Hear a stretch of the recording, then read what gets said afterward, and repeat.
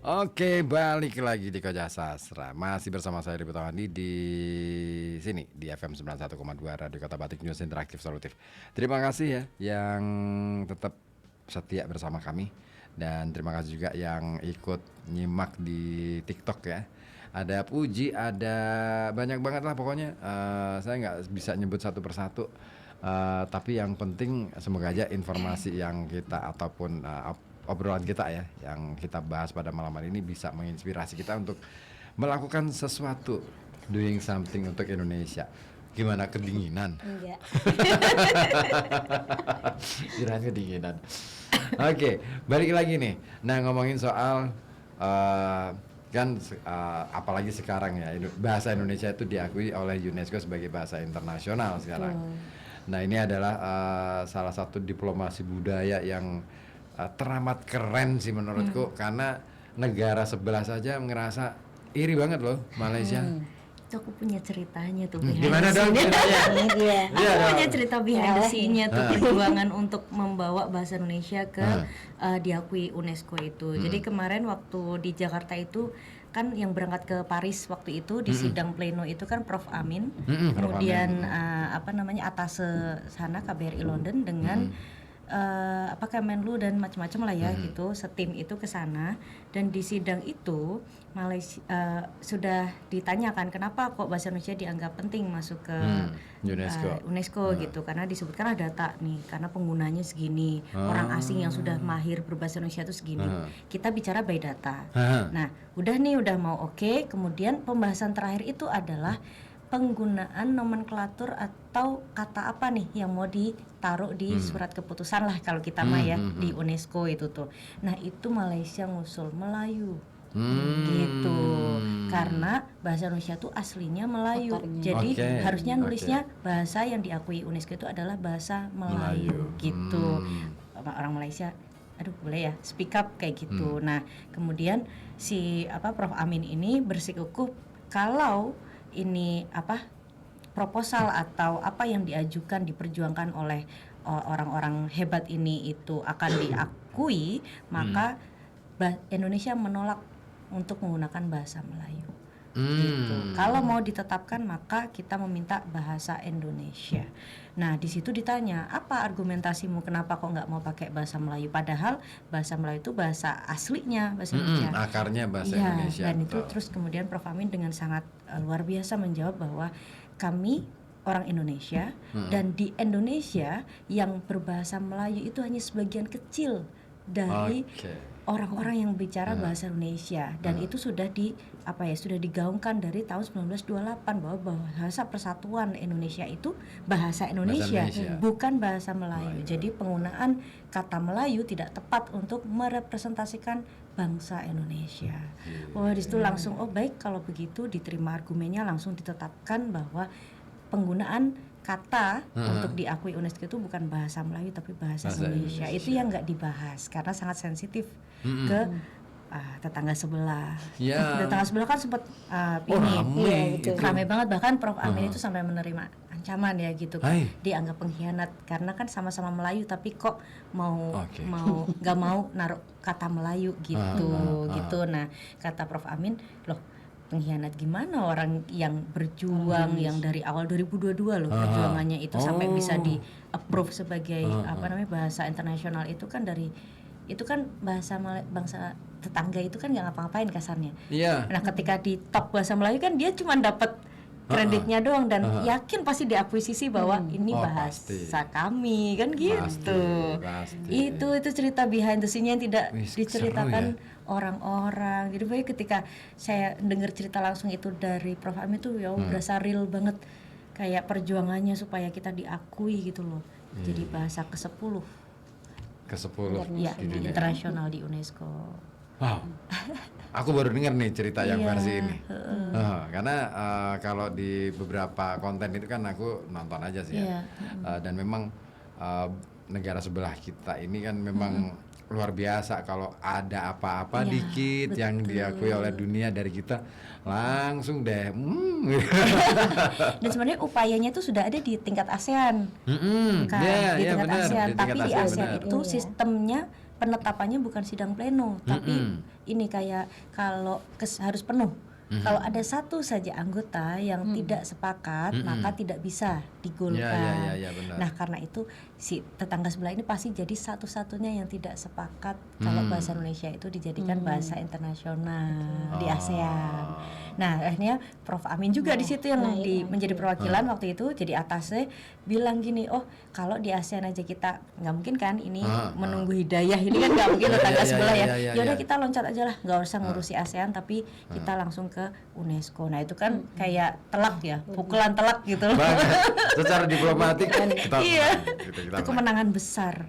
Tapi Perdana Menteri Malaysia sendiri Anwar Ibrahim juga lebih suka pakai bahasa Indonesia tuh. Sebetulnya. Tapi ya itulah. Ya, itu dia. Ini kan posisi ya. Ya. Iya sih, daripada nunggu hikmah terus kita doain, percuma juga sih. Betul. Itulah. Aduh. Oke. Doa yang menembus langit ya. Ini behind the scene-nya yang keren banget nih. Plot twist banget ya. Plot twist banget, betul. Plot twist banget loh. Aku ngerasa bahwa kok bisa ya. Aku tuh ngikutin informasinya sampai kemudian catatan-catatan kan ada ya di webnya UNESCO itu pasti nota notulen setiap sidang itu pasti dipublish. Ya. Nah, saya baca tuh gila ini wah keren. Ya saya suka sih nonton baca-baca dokumen-dokumen yang kayak gitu. Jadi bikin akhirnya kita jadi tahu sekeren itu ya. Perjuangannya sehebat itu upaya yang dilakukan. Betul. Nggak main-main. Ya. Nah, makanya balik lagi kalau kita bicara tentang sisi budaya, nah sudah ada kendaraan besar kan istilahnya gitu ya. BIPA ini kan kendaraan besar. Kita yang di lokal ini kan sebenarnya tinggal mau naik nggak nih, ikut naik nggak nih, gitu kan. Nah itu ini tugasnya dari teman-teman sih yang ada di kampus nih kayaknya. Begini ya, sebagai yang menggawangi BIPA, misi apa nih yang sedang dipersiapkan buat supaya kita bisa naik kendaraan ini dengan membawa berbagai berkeranjang-keranjang materi apa gitu yang mau disampaikan gitu. Iya, sebenarnya kita semua punya modal karena sudah bisa berbahasa Indonesia. Tapi sebenarnya penutur bahasa itu kan tidak semuanya bisa mengajarkan bahasa. Betul. Itu di situ poinnya. Jadi memang kenapa harus ada pihak akademisi, orang harus belajar itu ya dari upaya untuk menunjukkan kompetensi itu gitu. Jadi kalau aku iso bahasa Pekalongan tapi coba dikasih tahu cara mengajarkan bahasa Pekalongan ki priye gitu. Iki artine opo, dia kan mungkin tidak bisa menyampaikan sampai ke situ. Terus juga tidak hanya belajar bahasa ya, tapi juga tahu budaya-budaya kita itu seperti apa. Orang bisa bahasanya Indonesia udah bagus, tapi kayak tadi Bu Sarita tadi, aduh belum bisa nari. Kalau nggak mau belajar kan juga kita mau ngenalin apa nih ke sana gitu. Maka kalau di kampus kita di Unikal itu memang kita bekali dari pembelajaran bahasa asing di semua program studi ada dikuatkan ya Bu. Jadi memang ada tes, kita juga sudah kolaborasi sama English Core, British Council untuk English Core-nya. Itu juga biar diakui secara internasional. Jadi bukan untuk lokal aja. Jadi sertifikatnya bisa dipakai juga untuk kalau ada pemberkasan, administrasi dan sebagainya itu. Jadi itu kita udah terapkan nih di Unikal. Di bawah programnya Lembaga Bahasa. Memang kita sudah sampai ke sana. Terus juga kalau setiap kali setiap tahun, setiap semesternya itu kan kita selalu menerima mahasiswa asing kan. Jadi itu juga kita masukin nih promosi dulu ke yang datang. Nanti kan mereka akan kembali ke negaranya dan bercerita. Dan ternyata setelah kembali ke sana, mereka banyak nih yang mau datang ke sini. Gitu. Kayak gitu. Nah, program-programnya di BIPA Unikal itu diantaranya ya kita memang ngasih ini dulu ya awalnya matrikulasi lah macam kayak gitu. Jadi pengenalan dasar dulu dan kemarin yang datang itu juga malah sudah bisa bahasa Indonesia. Ah, Ada yang Beberapa. meskipun belum sampai masih ke tahap terbata-bata ini ya, gitu ya. tapi sudah kenal gitu, karena mereka mau ke Indonesia ya mereka sudah Belajar coba dulu. cari tahu dulu. Nah itu kan artinya kita itu bisa jadi magnet sih sebenarnya. Oh, banget. Yang kayak kapalnya tadi udah disediakan nih sama pemerintah. Mau nggak kita? Kalau sekedar bisa bahasa Indonesia saja semua orang mungkin bisa. Ya, Tapi ya. kan harus tahu budaya, harus punya apa ini kualifikasi pendidikan yang sesuai gitu. Kadang orang mikirnya kalau kuliah kok di bahasa itu gimana sih? Iya, Iya benar. benar. Aku juga Awalnya termasuk gitu, gitu. Yang kuliahnya tanya. bahasa, kenapa sih nggak ambil yang keren gitu ya? Misalnya ada di fakultas ekonomi lah atau fakultas hukum yang biasanya jadi minat paling tinggi gitu. Sementara yang di bahasa itu kayak jadi nomor kesekian gitu. Padahal potensi untuk bisa berkembang itu sangat bagus dari bahasa. Banget. Karena alat-alat sarana untuk membantu berpikir, sarana komunikasi itu nanti ya. Tapi yang paling penting kan bagaimana dia menemukan struktur berpikir yang benar dulu itu kan bahasa. Iya. Ya. Ya kan? Emang sih sekarang kita dimudahkan dengan gawai. Ya. Pakai gadget juga gampang bahasa Inggris gitu ya. Tapi kalau kita nggak punya kemampuan dasarnya berbahasa saja kan mau ngomong sama orang itu udah canggung, takut karena kita nggak punya kompetensi itu. Tapi kalau bahasa Inggris saya udah bagus nih gitu, ngomong sama orang asing mudah. Kita juga belajar bahasa Indonesianya bukan bahasa Indonesia yang percakapan sehari-hari aja gitu. Ya, ya, Karena ya, kan mau ya. ngenalin bahasa Indonesia nih gitu. Jadi secara struktur bahasa Inggris dan bahasa Indonesia aja udah beda. Cara menulis, cara berbicara juga sedikit ada bedanya. Jadi kemampuan itu yang harus dimiliki biar bisa naik kapal besarnya itu tadi. Itu. Orang kan kalau mau jadi TKI aja kan harus belajar bahasa dulu kan. Betul. Nah, paling enggak Pendengar kita, ya pendengar Radio Kota Batik itu ya, banyak yo yang di luar negeri tapi jadi TKW atau TKI. Ada yang jadi beberapa kali ya mereka tuh sering kontak ke kita katakanlah misalkan saya lagi siaran malam. Itu ada yang di Hong Kong itu kemudian ngontak kita gitu kan, mereka streaming biasanya, dengarnya lewat streaming, streaming radio gitu kan, terus bercerita lah mereka tentang gimana keadaan Hong Kong, gimana keadaan ada juga yang di Malaysia, ada juga yang di mana lagi ya, yang terakhir itu saya dapat kontak itu malah justru di apa ya, di sekitaran Eropa ada. Nah artinya ini keren gitu loh. Ini peluang semakin banyak orang lebih peduli dengan daerahnya dan mereka kangen gitu kan. Biasanya kalau cerita-cerita itu mereka kangen nih daerahnya gitu. Kangen bisa bahasa aslinya gitu. Itu ada yang sempet telepon juga malam-malam itu. Yang di Hong Kong itu. Terus akhirnya dia pakai bahasa Pekalongan gitu. Wah, seru. Wah, aku nembe iki lho Mas, iso ngomong nganggo basa Kalongan dia. Sehari-hari ngapain? Pakai bahasa apa? Ya kan aku di Hong Kong otomatis bahasa Mandarin lah. Oh ya capek ya pasti ya. Iya. Mikir harus loading dulu dan lain sebagainya. Nah, tapi ini yang mungkin perlu dipikirkan juga ya tentang keterampilan mahasiswa storytelling. Sekarang itu penting banget loh. Kemampuan bangsa Indonesia sebenarnya punya modal yang sangat gede untuk kemampuan storytelling karena memang sejak kecil kita dididik lewat cerita. Iya, lewat cerita betul. Lisan ya, tradisi lisan. Cuman itu tadi kita perlu menseleksi ya, melakukan seleksi cerita apa yang mau kita sampaikan. Terus tidak hanya bisa menyampaikan cerita itu tadi, tapi juga kita bisa mampu merangkai makna apa yang mau kita sampaikan kepada orang lain. Nah itu kayaknya ini deh, saya pikir ini juga perlu deh untuk dibekalkan kepada mahasiswa. Iya, memang gitu sih. Modalnya tadi ya. Kalau kompetensi bahasanya udah bagus itu kan orang bisa improvisasi sesuai kebutuhan gitu. Tapi kalau memang taunya hanya ya saya pokoknya bisa bahasa Indonesia misalnya gitu, atau saya bisa bahasa Inggris gampang lah ngajarin gitu. Tapi cara mengajarkan, kemudian apa yang harus diajarkan itu kan orang juga harus punya pengalaman ya. Betul. Kalaupun misalnya saya bukan dari akademisi, saya tapi punya pengalaman yang bagus di ini dan sebagainya, itu tidak mungkin terjadi dalam 1-2 tahun. Dia pasti sudah lama banget mungkin berada di luar negeri atau bagaimana, dan itu bisa milih mana nih yang bagus ya untuk diajarkan. Tapi butuh waktu yang panjang. Iya, memang makanya apa ya? Kayaknya perlu deh kurikulum di kampus kita ini ditinjau ulang.